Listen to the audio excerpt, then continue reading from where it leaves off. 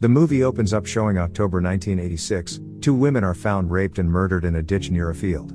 Local detective Park Do-man, not having dealt with such a serious case before, is overwhelmed. Key evidence is improperly collected, the police investigative methods are suspect, and their forensic technology is near non-existent. Park claims he has a way of determining suspects by eye contact. He learns from his girlfriend that a scarred mentally handicapped boy, Baek Kwang-ho, resides in the town and decides to question him first. He finds him and uses his eye contact method, instinctively thinking Baek is responsible. Park has his partner Cho beat confessions out of Baek and secretly record him talking about one of the murders. Welcome to Review Recapped. Please help us grow by subscribing and turning on the notifications. It means us a lot. Spoilers ahead. Enjoy. Seo Tae-yoon, a detective from Seoul, volunteers to assist them. However, he and Park's methods clash and they get into a fight during a party. Seo looks at Baek's hands and deems them too weak and scarred to be able to commit such an elaborate crime, clearing his name. After more murders are committed, they realize that the killer waits until a rainy night and only kills women wearing red. A female police officer, Kwon Kyo-kei, realizes that a local radio station is always requested to play a particular song during the nights the murders are committed. Park continues to search for the killer, but finds nothing. At the latest crime scene, Park, Cho and Seo all arrive to investigate in different ways, but then a local man arrives, pulls out undergarments, and masturbates in a woman's red lingerie. Cho accidentally steps on a twig, prompting the man to run. They chase him into a crowd. Seo attempts to find a way to get everyone's attention, but Park identifies the man first after seeing him bend over and partially exposing the red lingerie underneath his pants. Despite already having identified him, he acts as if he is using his eye contact method once more and has Cho apprehend him. Park and Cho continue their tactic and brutally beat the man. Seo finds a survivor of the killer after tracing rumors around the local school with the help of Kwon. Upon learning from the survivor that the killer's hands were noticeably soft, Seo manages to clear the man as his hands are very rough. Infuriated that they lost their suspect, Park scuffles with Seo until Kwon alerts them that the same song the murderer requested is playing. They realize it's raining and arrive too late to find another woman murdered. Park and Seo and Cho decide to all work together. Upon doing an autopsy of the latest victim, they discover pieces of what looks like a peach in the body.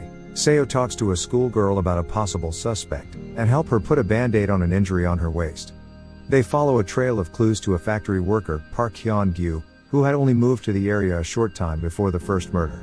They track the song using documents, a source that Seo always trusts, saying, "The documents never lie," from the radio station to his address. The detectives are initially unable to pin anything on him. However, Seo notes that his hands are soft like the survivor he questioned earlier had described. Hyun-gyu begins to show discomfort when Seo presents the peaches and he thinks he's found the killer.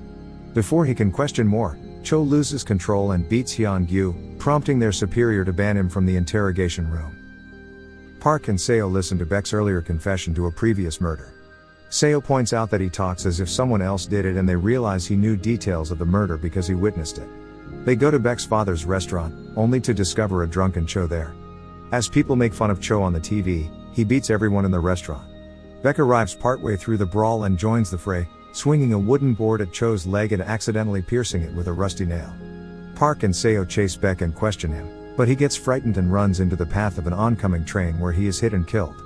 Park learns that Cho's leg will have to be amputated because the rusty nail caused tetanus, leaving Park feeling guilty about what he had gotten his partner and best friend into.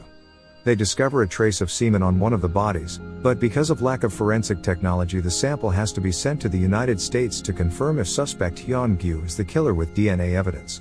Later it's shown that Seo tries to follow Hyun-gyu, but he dozes off and misses his chance. That night Park's girlfriend walks through the forest watched by an unknown figure in the shadows, but a younger girl passes by and she is captured and killed instead. The next morning her body is discovered. Seo sees a band-aid on her waist and recognizes her as the same schoolgirl that he befriended while investigating the murders. Enraged at the loss, Seo's frustrations finally flow over and he snaps. He attacks Hyun-gyu until he is interrupted by Park bringing documents from America regarding the semen sample. However, the papers state the sample does not match Hyun-gyu's DNA. Seo shouts that the documents are lying and that he knows Hyun-gyu is the murderer. Park uses his eye contact method on the suspect, but realizes he cannot draw any conclusions unlike before. Seo attempts to shoot the suspect, but Park stops him and lets Hyun-gyu go. In the end we see that the crimes remain unsolved. While visiting the crime scene years later in 2003, Park Do-man, now a businessman, learns from a little girl that the scene had recently been visited by another unknown man with a normal face. The little girl had asked the man why he was looking at the ditch and was told that he was reminiscing about something he had done there a long time ago.